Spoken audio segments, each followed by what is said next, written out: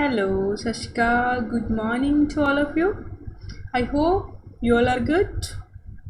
Yes, myself Ramanpreet Kaur and Science Mistress in Government Senior Secondary School Mamujia, Fazilka.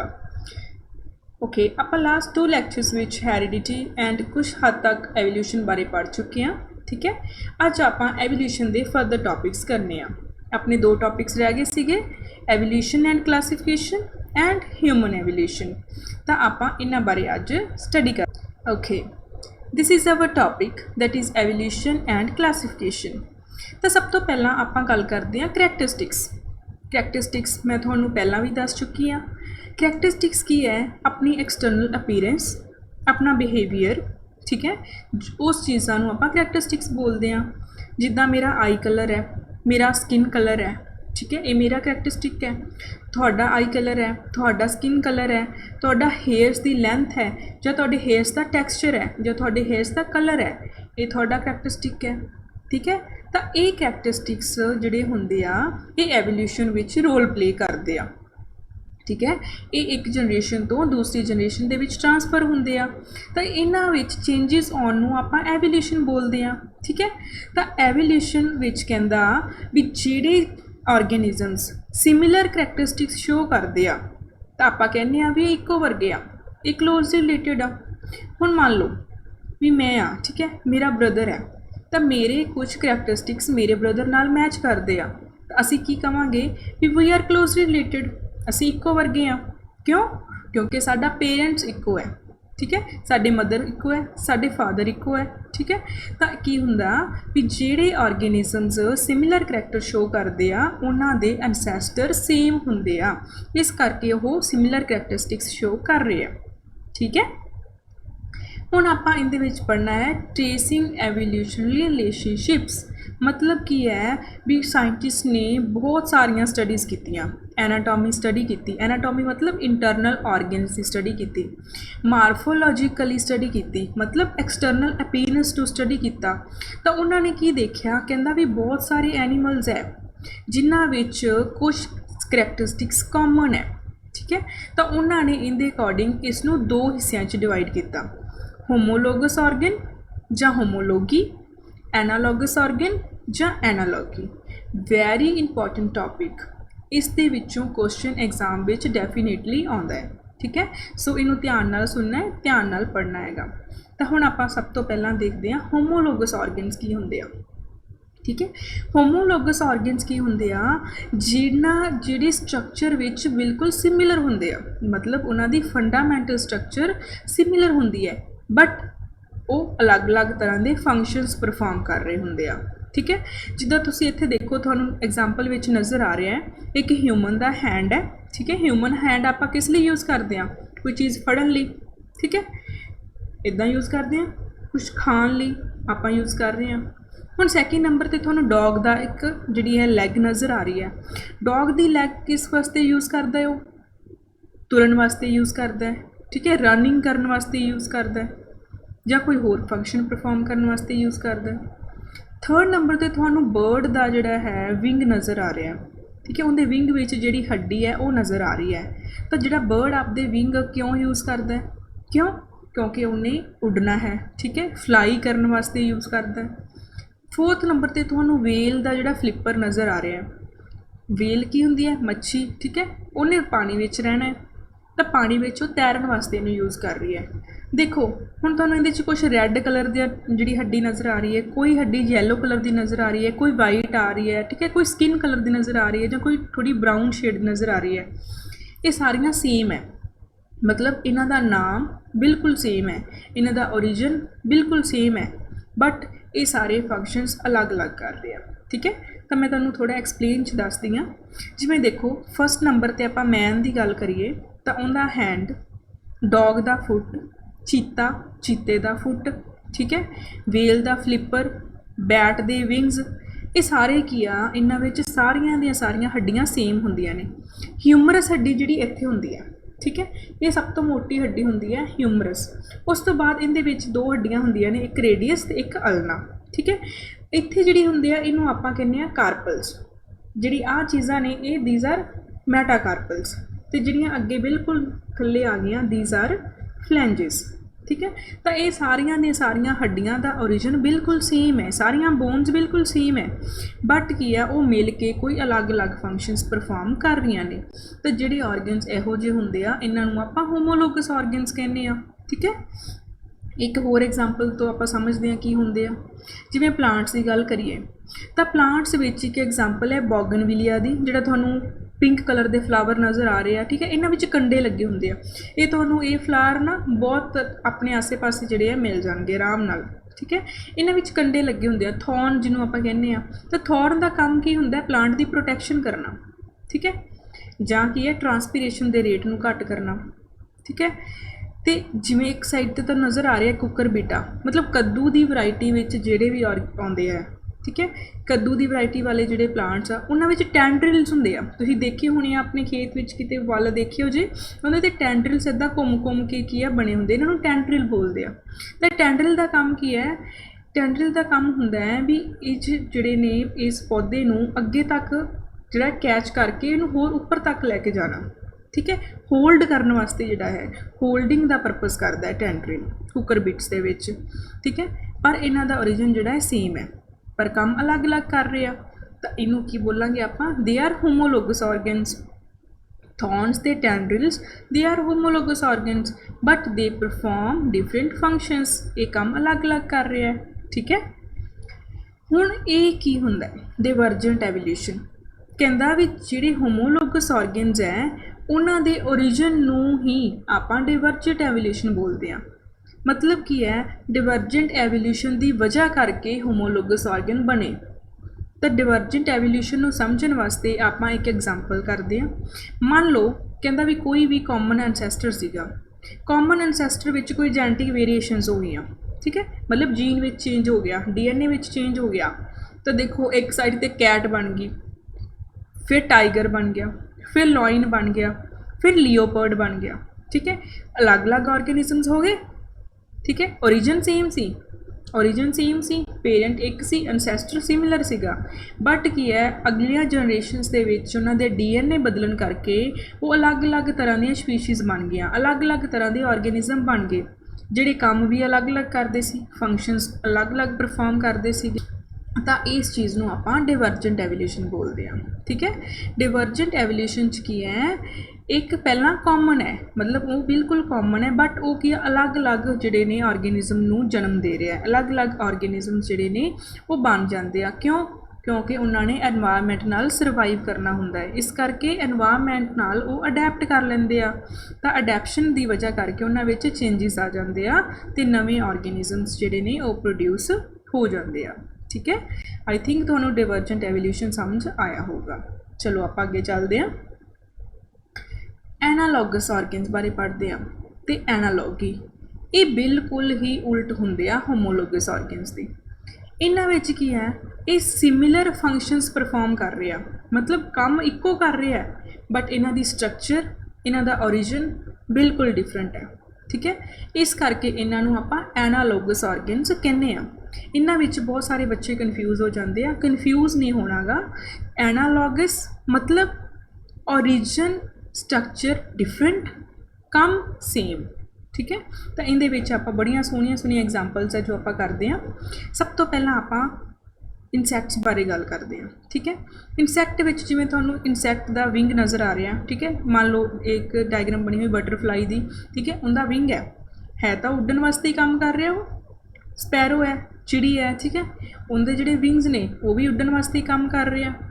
हुण इन्हां दे जिहड़े wings ने जां बैट दा विंग है वो भी उड्डण वास्ते काम कर रहा, बर्ड दा विंग है वो भी उड्डण वास्ते काम कर रहा, बटरफ्लाई दा विंग है वो भी उड्डण वास्ते काम कर रहा, बट इन्हां दा ओरिजिन डिफरेंट है। ओरिजिन किवें डिफरेंट है? कहंदा जिहड़े इंसैक्ट दे विंग्स ने वो की है काइटिन दी शीट दे बने हुंदे आ। ठीक है, काइटिन एक कार्बोहाइड्रेट है, काइटिन तो बने हुंदे आ, बिल्कुल थिन, बिल्कुल पतले पतले जोड़े ने उन्होंने जोड़े विंग्स बने होंगे। बट जोड़ा बर्ड है, बर्ड के विंग्स ने जोड़े these are modified forelimbs, मतलब जे फोर लिम्स होंगे हैंड्स। ठीक है, तो उन्होंने जोड़े खंभ ने वो मॉडिफाइड फोर लिम्स ने।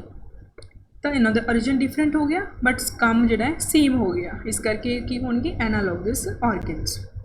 सैकेंड एग्जाम्पल बहुत इंटरस्टिंग है eyes the, eyes of octopus and eyes of mammal, ठीक है, जिंदे विच आपां अपनी गल करांगे मैमल्स की।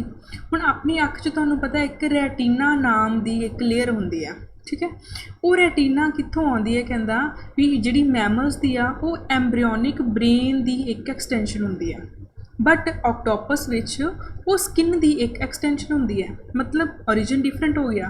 काम की कर रहे अखां दा काम की हुंदा है, देखना, राइट। तो ऑक्टोपस भी अपनी आईज़ नूं कुछ वेखण वास्ते यूज़ कर रहा है, ह्यूमन बींग्स भी अपनी आईज़ नूं कुछ वेखण वास्ते यूज़ कर रहे हैं। ऑक्टोपस की रैटीना के उपर भी इमेज बन रही है, ह्यूमन की रैटीना के उपर भी इमेज बन रही है, काम सेम कर रहे हैं, फंक्शन सेम कर रहे हैं, बट ये रैटीना का जिहड़ा ओरिजिन है वो बिल्कुल स्ट्रक्चरली डिफरेंट है, ठीक है। तो ये भी होमोलोगस ऑर्गन्स हो गए। सैकेंड एग्जाम्पल फ्लिपर्स की, हुण पेंगुइन्स है तो डॉल्फिन्स है, ठीक है, इधर डॉल्फिन है इधर पेंगुइन नज़र आ रहा तुहानूं। हुण जिहड़ा डॉल्फिन है उनका फ्लिपर भी तैरन वास्ते वरत रहा हो, तो पेंगुइन है वो अपना फ्लिपर भी तैरन वास्ते यूज़ कर रहा पानी विच, पर इन्हां दा ओरिजिन बिल्कुल डिफरेंट है, काम में सेम कर रहे हैं, ओरिजिन इन्हां दा डिफरेंट है। ये भी एनालॉगस ऑर्गन्स की एग्जाम्पल हो गई। ओके, दैन आ गई एग्जाम्पल इहदे विच स्वीट पटैटो दी ते पटैटो दी। स्वीट पटैटो की है, ये भी एक फूड है, पटैटो भी फूड है, ठीक है, दोनों ही स्टोरेज ऑर्गन्स का काम कर रहे हैं, ठीक है, पटैटो विच भी फूड स्टोर हो रहा है, स्वीट पटैटो विच भी फूड स्टोर हो रहा है, बट की है स्वीट पटैटो जिहड़ा है this is the modified root, modified root है। रूट किवें हुंदी है, मतलब इहदे तो तुसीं देखो भी तुहानूं नज़र आ रहा है बड़ियां ज़्यादियां जिहड़ियां ने रूटलैट्स नज़र निकलदियां होईयां नज़र आ रही, but potato is a stem, potato की आ it is a modified STEM.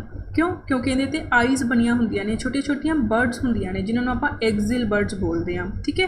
तो वो है कि है ये स्टैम आ, ये रूट है, बट इन्हां दा फंक्शन की है सेम है, ये की है फूड स्टोर करन दा काम कर रहे हैं, ठीक है। तो ये भी एनालॉगस ऑर्गन्स हो गए। दैन की है ट्रेकिया ऑफ इंसैक्ट ते ट्रेकिया ऑफ जिन्हों आप कहने हैं वर्टिब्रेट्स के लंग्स, वर्टिब्रेट्स जिन्हों आप मैमल्स हो गए, ठीक है, इंसैक्ट का ट्रेकिया हो गया, ये दोनों की आ काम कर रहे हैं साह लैन दा, ठीक है, बट फर्क की है जिहड़ा इंसैक्ट का ट्रेकिया है वो एक्टोडर्मल ओरिजिन है उनका, बट जिहड़ा वर्टिब्रेट्स का ट्रेकिया लंग्स ने origin is endoderm and lung the germ layers हुंदियां ने एक्टोडर्म, मीजोडर्म, एंडोडर्म, ठीक है।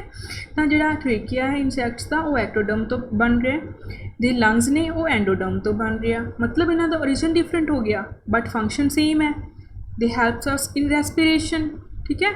तो ट्रेकिया इंसैक्ट नूं हैल्प कर रहा रेस्पिरेशन करन च, ते आपां नूं लंग्स हैल्प कर रहे रेस्पिरेशन करन च, बट इन्हां दा ओरिजिन डिफरेंट है, इस करके ये एनालॉगस ऑर्गन्स की एग्जाम्पल हो गई, ठीक है।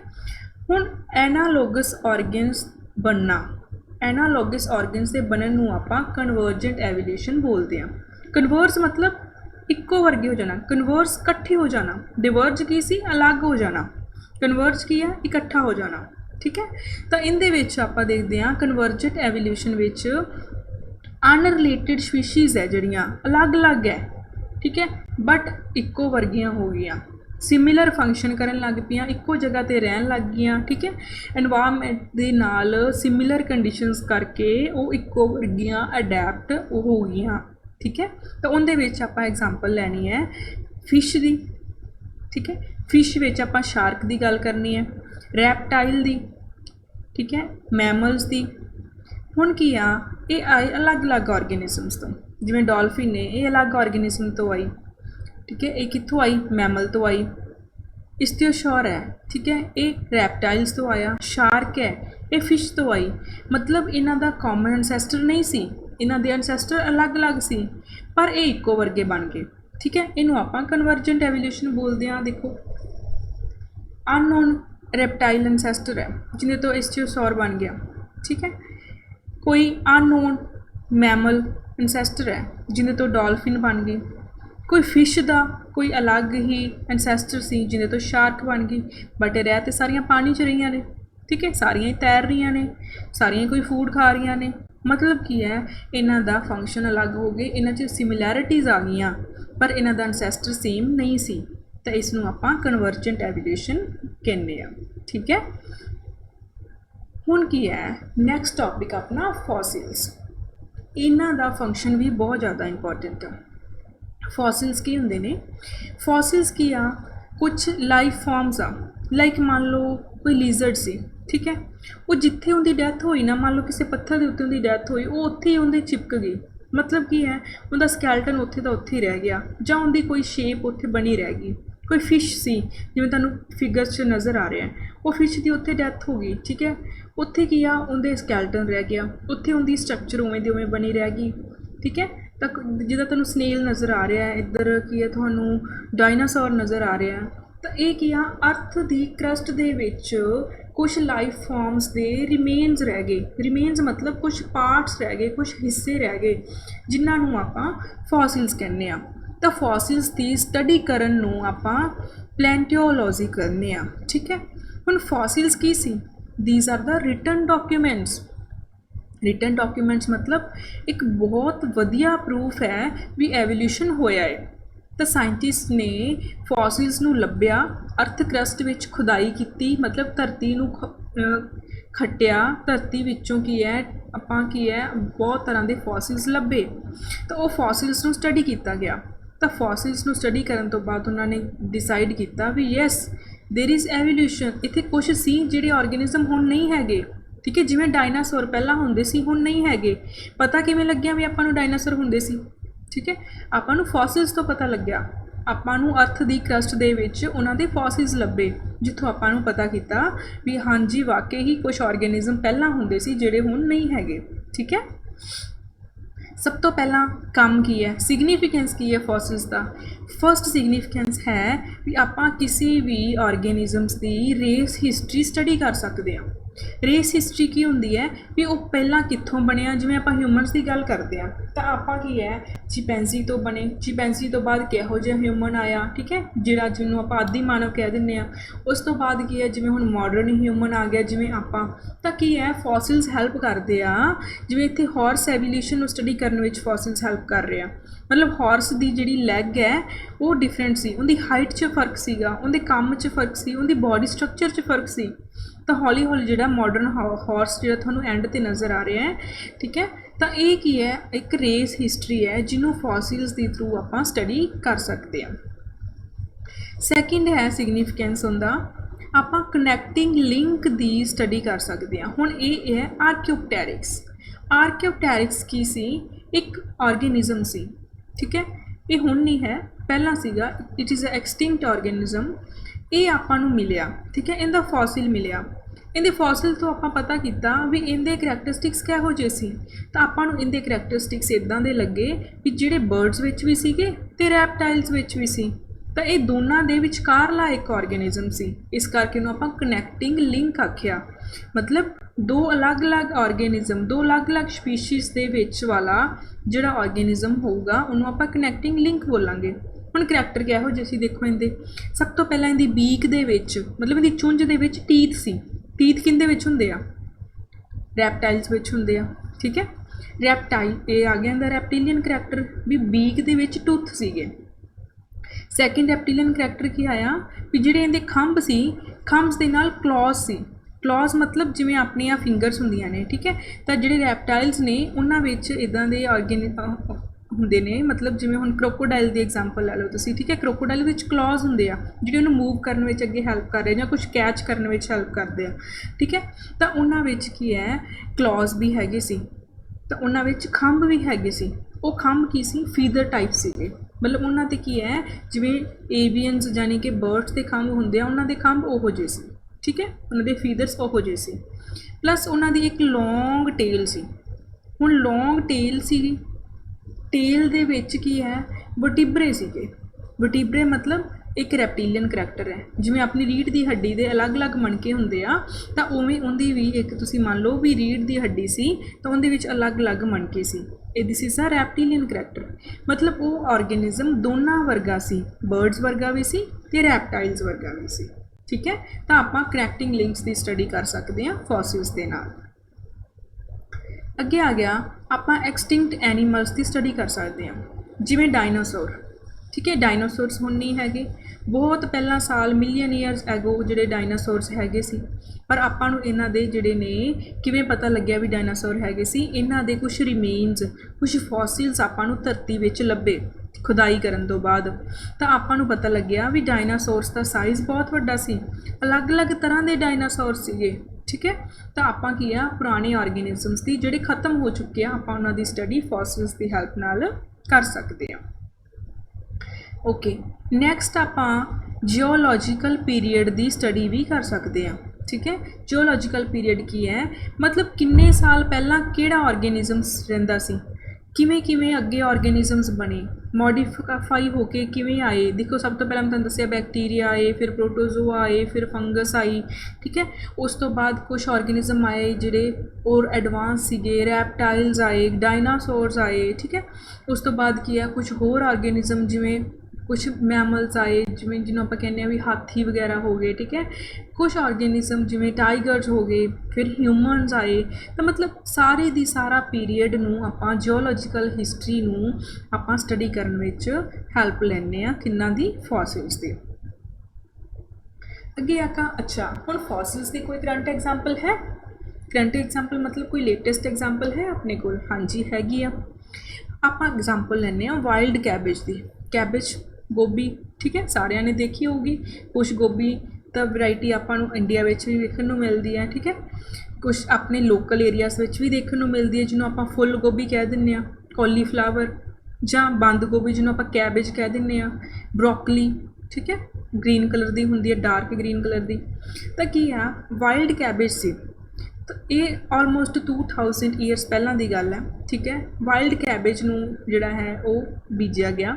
उस तो बाद उनके तो अलग अलग तरह दियाँ आर्टिफिशियल सिलैक्शन के नाल आपां अलग अलग जिहड़ियां ने कैबेज जिहड़ी आपां नूं मिली। आर्टिफिशियल सिलैक्शन की आपां जिहड़ियां तां टर्मीनल बर्ड्स तो मिलियां, मतलब जिहड़ियां हुंदियां टर्मीनल बर्ड्स तो वाइल्ड कैबेज की टर्मीनल बर्ड तो जिहड़ी कैबेज मिली उन्होंने आपां नॉर्मल कैबेज किया जिहड़ी ग्रीन कलर की सी। जिहड़ियां लेटरल बर्ड्स तो मिलियां उन्होंने आपां रैड कैबेज कहता, ठीक है। जिहड़ियां फ्लावर क्लस्टर्स तो मिलियां जानी कि फ्लावरिंग पार्ट तो मिलियां उन्होंने आपां कॉलीफ्लावर कहता जिहड़ी लोकल अपने मिलती है। जिहड़ियां लीव्स तो बनी कैबेज उन्होंने आपां केल कहता, ठीक है। जिहड़ियां उनकी फ्लावर ते स्टैम दोनों चीज़ां तो मिल के बनी उन्होंने आपां ब्रोकली कहता, this is very good for your health, ठीक है। जिहड़ी स्टैम तो भी नहीं उन्होंने आपां कॉलरेबी कहता, ठीक है। मतलब अलग अलग 6 तरह दियाँ आपां नूं कैबेज जिहड़ी है वो देखण च मिली। अलग अलग तरह की आपां नूं एक वाइल्ड कैबेज तो डिफरेंट तरह की जिहड़ी है आपां नूं कैबेज आपां लई किहदे दे थ्रू लई, आर्टिफिशियल सिलैक्शन के थ्रू लई। This is a evolution in cabbage plant. Next आ गया आपां नूं एवोल्यूशन नूं आपां बायोकैमिकल मैथड्स के नाल भी स्टडी कर सकते हैं। बायोकैमिकल मैथड्स विच आ गया डीएनए। डीएनए कित्थे पिया हुंदा है? देखो सब तो पहला तुहानूं एक सैल नज़र आ रहा, सैल दे विच न्यूक्लियस हुंदा है, ठीक है। न्यूक्लियस दे विच क्रोमोजोम हुंदे आ। जो आपां क्रोमोजोम नूं थोड़ा एनलार्ज करके देखते हैं माइक्रोस्कोप के अंडर तो आपां नूं की आ एक स्पाइरल नज़र आता है, एक तुसीं मान लो भी स्प्रिंग टाइप एक शेप नज़र आती है। वो स्प्रिंग टाइप शेप की है? This is a DNA. वो डीएनए अपना डीएनए दे विच कुछ हिस्से हुंदे आ, कुछ सीक्वेंस हुंदे आ जिन्हों आपां जीन कहने आ, ठीक है। वो जीन दे विच की है कुछ बेस पेयर्स लगे हुंदे आ, तो उन्हां बेस पेयर नूं आपां स्टडी करना है, उन्हां जीन्स नूं आपां स्टडी करना है। तो उन्हें जीन्स की स्टडी नूं आपां की कहने आ बायोकैमिकल एविडेंसिस, ठीक है। उन्हां नूं आपां किवें स्टडी कर सकते हैं? जिवें देखो एक मैन है, एक ड्रोसोफिला है, ड्रोसोफिला जिन्हों आप हाउस फ्लाई कहने आ, ठीक है। हुण इन्हां दा जेनेटिक मेकअप काफ़ी हद तक आपस में सेम है।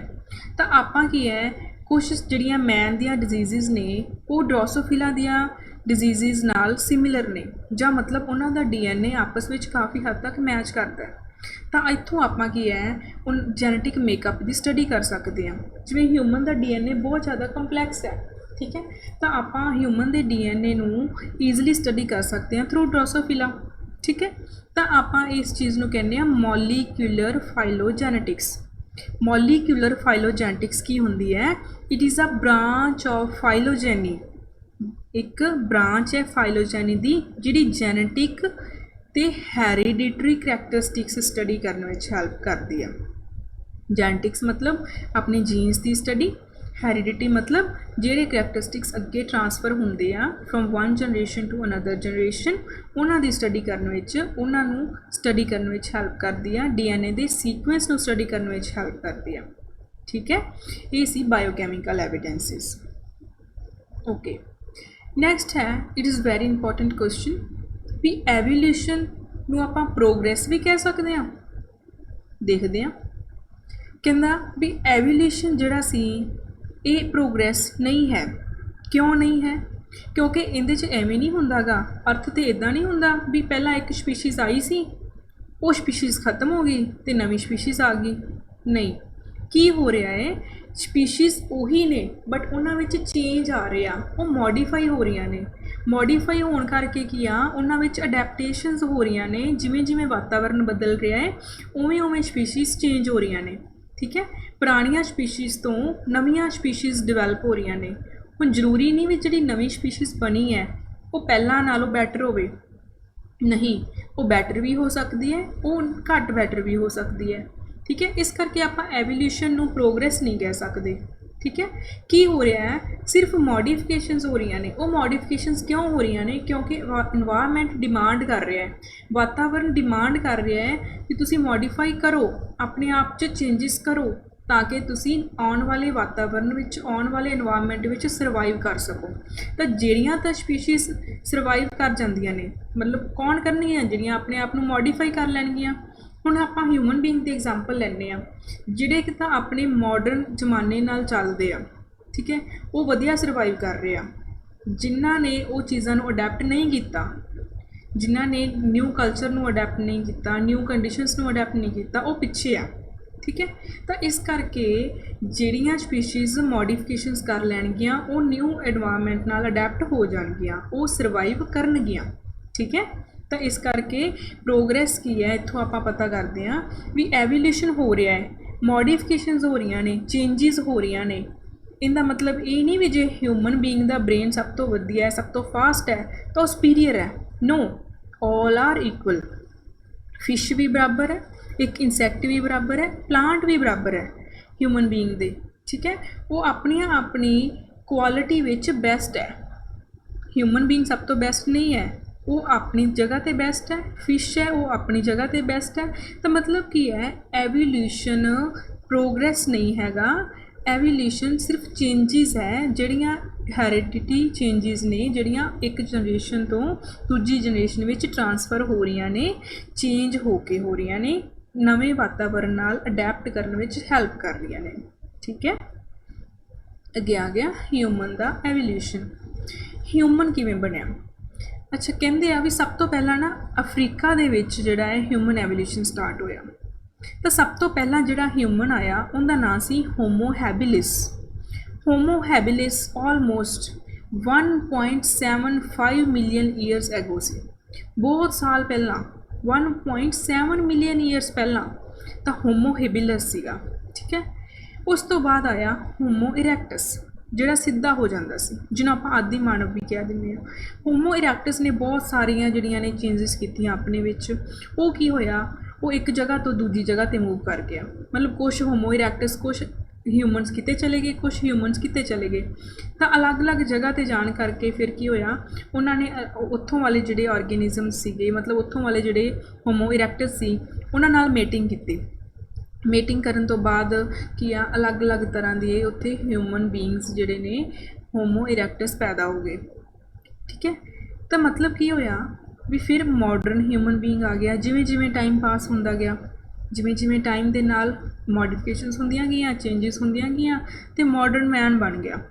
ਹੁਣ ਇਹਨਾਂ ਦਾ ਅਨਸੈਸਟਰ ਤਾਂ ਕਾਮਨ ਸੀ, ਮਤਲਬ ਇੱਕੋ ਅਨਸੈਸਟਰ ਤੋਂ ਆਏ, ਬਟ ਮਾਈਗ੍ਰੇਟ ਅਲੱਗ-ਅਲੱਗ ਜਗ੍ਹਾ 'ਤੇ ਹੋਣ ਕਰਕੇ ਆਪਣੇ ਵਿੱਚ ਹੁਣ ਅਲੱਗ-ਅਲੱਗ ਚੇਂਜਿਸ ਹੋ ਗਏ। ਜਿਵੇਂ ਤੁਸੀਂ ਦੇਖੋ ਵੀ ਜਿਹੜੇ ਅਮੈਰੀਕਾ ਦੇ ਲੋਕ ਹੈ, ਕੈਨੇਡਾ ਦੇ ਲੋਕ ਹੈ, ਉਹਨਾਂ ਦਾ ਕਲਰ ਬਹੁਤ ਜ਼ਿਆਦਾ ਫੇਅਰ ਹੁੰਦਾ, ਉਹਨਾਂ ਦੀ ਹਾਈਟ ਆਪਣੇ ਨਾਲੋਂ ਡਿਫਰੈਂਟ ਹੈ। ਜਿਵੇਂ ਹੁਣ ਆਪਾਂ ਬਰਾਊਨ ਕਲਰ ਮੇਜਰ ਹੁੰਦਾ। ਠੀਕ ਹੈ, ਜਿਹੜੇ ਇਸ ਏਰੀਏ ਵਿੱਚ ਲੈਂਦੇ ਆ, ਇੰਡੀਆ ਦੇ, ਜਿਵੇਂ ਆਪਾਂ ਇੰਡੀਅਨਸ ਦੀ ਗੱਲ ਕਰੀਏ, ਜੇ ਤੁਸੀਂ ਸਾਊਥ ਅਫਰੀਕਾ ਦੀ ਗੱਲ ਕਰੋ ਤਾਂ ਉੱਧਰ ਵਾਲੇ ਲੋਕ ਜਿਹੜੇ ਨੇ ਉਹਨਾਂ ਦਾ ਕਲਰ ਬਹੁਤ ਜ਼ਿਆਦਾ ਡਾਰਕ ਹੁੰਦਾ ਹੈ, ਪਲੱਸ ਉਹਨਾਂ ਦੀ ਹਾਈਟ ਕਾਫੀ ਜ਼ਿਆਦਾ ਲੰਬੀ ਹੁੰਦੀ ਹੈ ਆਪਣੇ ਨਾਲੋਂ, ਠੀਕ ਹੈ। ਤਾਂ ਜਿਵੇਂ ਤੁਸੀਂ ਚਾਈਨੀਜ਼ ਲੋਕਾਂ ਦੀ ਗੱਲ ਕਰੋ ਤਾਂ ਉਹਦੇ ਵਿੱਚ ਕੀ ਹੈ, ਉਹ ਆਰਗੇਨਿਜ਼ਮ ਵੀ, ਉਹ ਜਿਹੜੇ ਹਿਊਮਨ ਬੀਇੰਗਸ ਨੇ, ਦੇ ਆਰ ਡਿਫਰੈਂਟ ਫਰੋਮ ਅਸ, ਠੀਕ ਹੈ। ਉਹਨਾਂ ਦੀਆਂ ਆਈਜ਼ ਤੋਂ ਤੁਸੀਂ ਪਤਾ ਲਗਾ ਸਕਦੇ ਹੋ। ਜੈਪਨੀਜ਼ ਨੇ, ਉਹ ਆਪਣੇ ਨਾਲੋਂ ਵੀ ਹੋਰ ਜ਼ਿਆਦਾ ਡਿਫਰੈਂਟ ਹੈ। ਤਾਂ ਮਤਲਬ ਹਿਊਮਨ ਬੀਇੰਗ ਅਲੱਗ-ਅਲੱਗ ਜਗ੍ਹਾ 'ਤੇ ਚਲਾ ਗਿਆ, ਜਿਸ ਵਜ੍ਹਾ ਕਰਕੇ ਉਹਨੇ ਉੱਥੋਂ ਦਾ ਇਨਵਾਇਰਮੈਂਟ, ਉੱਥੋਂ ਦਾ ਵਾਤਾਵਰਨ ਨਾਲ ਅਡੈਪਟੇਸ਼ਨਸ ਕਰ ਲਈਆਂ ਅਤੇ ਆਪਣੇ ਆਪ ਨੂੰ ਢਾਲ ਲਿਆ, ਠੀਕ ਹੈ। ਇਹ ਸੀ ਹਿਊਮਨ ਐਵੋਲਿਊਸ਼ਨ। ਹੁਣ ਦੇਖੋ ਹਿਊਮਨ ਐਵੋਲਿਊਸ਼ਨ 'ਚ ਸਭ ਤੋਂ ਪਹਿਲਾਂ ਮੈਂ ਤੁਹਾਨੂੰ ਦੱਸਿਆ ਵੀ ਕੌਣ ਆਇਆ, ਆਸਟ੍ਰੇਲੀਓਪੈਥਿਕਸ, ਠੀਕ ਹੈ। ਆਸਟ੍ਰੇਲੀਓਪੈਥਿਕਸ ਐਫਰੈਂਸਿਸ। ਉਸ ਤੋਂ ਬਾਅਦ ਆਇਆ ਹੋਮੋ ਹੈਬਿਲਸ, ਫਿਰ ਹੋਮੋ ਇਰੈਕਟਿਸ, ਫਿਰ ਹੋਮੋ ਨੀਦਰਥੈਲੇਨਸਿਸ, ਉਸ ਤੋਂ ਬਾਅਦ ਹੋਮੋ ਸੇਪੀਅਨ, ਜੋ ਕਿ ਮਾਡਰਨ ਮੈਨ ਹੈ। ਇਹਨਾਂ ਦੇ ਬ੍ਰੇਨ ਦਾ ਵਿਕਾਸ ਵੀ ਅਲੱਗ-ਅਲੱਗ ਟਾਈਮ ਪੀਰੀਅਡ ਵਿੱਚ ਹੋਇਆ। ਸਭ ਤੋਂ ਪਹਿਲਾਂ ਦੇਖੋ ਵੀ 1.3 ਮਿਲੀਅਨ ਈਅਰਸ ਪਹਿਲਾਂ ਦੀ ਗੱਲ ਕਰਦੇ ਹਾਂ ਤਾਂ ਜਿਹੜਾ ਹਿਊਮਨ ਬ੍ਰੇਨ ਸੀ ਉਹਦੀ ਕਪੈਸਿਟੀ ਸੀ 600 cc। 3.5 ਮਿਲੀਅਨ ਈਅਰਸ ਪਹਿਲਾਂ ਹਿਊਮਨ ਬ੍ਰੇਨ ਦੀ ਕਪੈਸਿਟੀ ਸੀ 600 cc। ਉਸ ਤੋਂ ਬਾਅਦ 3 ਮਿਲੀਅਨ ਈਅਰਸ ਪਹਿਲਾਂ ਹਿਊਮਨ ਬ੍ਰੇਨ ਦਾ ਥੋੜ੍ਹਾ ਵਿਕਾਸ ਹੋ ਗਿਆ ਤਾਂ 850 cc। ਫਿਰ ਹੋਰ ਬ੍ਰੇਨ ਕਪੈਸਿਟੀ ਵੱਧ ਗਈ 1150 cc, ਠੀਕ ਹੈ। ਉਸ ਤੋਂ ਬਾਅਦ ਜਿਵੇਂ ਹੁਣ ਹੈ, ਹੁਣ ਆਪਣੀ 1400 cc 1400 cc ਹਿਊਮਨ ਬ੍ਰੇਨ ਦੀ ਕਪੈਸਿਟੀ ਹੈ ਵੀ ਉਹ ਇੰਨਾ ਕੰਮ ਕਰ ਸਕਦਾ ਹੈ, ਠੀਕ ਹੈ। ਤਾਂ ਬ੍ਰੇਨ ਦਾ ਐਵੋਲਿਊਸ਼ਨ ਵੀ ਬਹੁਤ ਸਾਲ ਪਹਿਲਾਂ ਤੋਂ ਸ਼ੁਰੂ ਹੋਇਆ ਅਤੇ ਹੁਣ ਤੱਕ ਚੱਲ ਰਿਹਾ ਹੈ, ਠੀਕ ਹੈ। ਆਈ ਹੋਪ ਤੁਹਾਨੂੰ ਇਹ ਲੈਕਚਰ ਪਸੰਦ ਆਇਆ ਹੋਊਗਾ ਅਤੇ ਸਮਝ ਵੀ ਆਇਆ ਹੋਊਗਾ। ਬਹੁਤ ਇੰਪੋਰਟੈਂਟ ਟੌਪਿਕ ਸੀਗੇ ਅੱਜ ਵਾਲੇ, ਠੀਕ ਹੈ। ਇਹਨਾਂ ਵਿੱਚੋਂ ਡੈਫੀਨੇਟਲੀ ਐਗਜ਼ਾਮ ਵਿੱਚ ਕੋਈ ਨਾ ਕੋਈ ਕੁਐਸਚਨ ਆ ਜਾਂਦਾ ਹੈ। So thank you so much for watching this video. Okay.